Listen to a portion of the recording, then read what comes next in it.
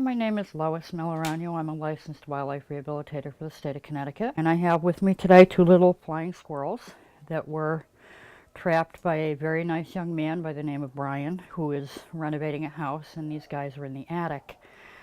And being that it's winter, we don't want to just take them and throw them outside.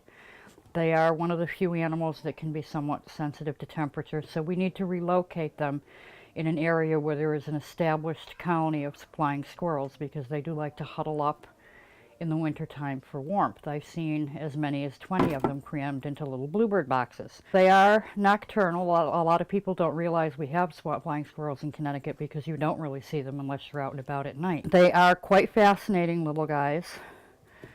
This one over here is nice and curled up and sleeping. This guy is a little more active and a little more aggressive. He's got a little boo-boo on his nose because they try to chew their way out of the trap, but Brian checks the traps very, very frequently because, again, they were in an unheated attic and we don't want to leave them in a trap overnight because they can literally die from the cold.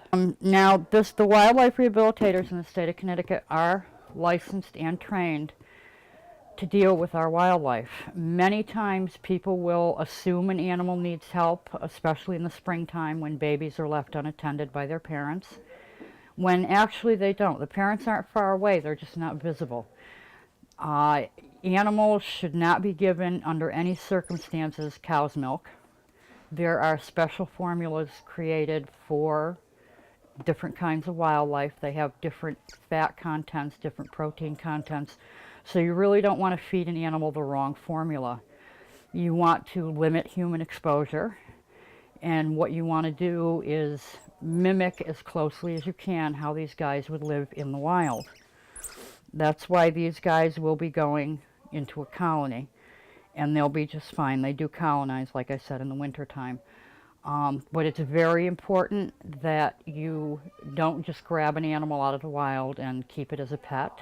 They can carry internal and external parasites. They can carry some diseases, some mammals that are harmful to humans. So you want to always get in touch with a wildlife rehabilitator. If you find an animal that needs help, what you want to do is get a hold of the Connecticut DEEP. You can Google them online, and they have a list of all the wildlife rehabilitators in Connecticut, but they're not all licensed for everything. I am licensed for mammals.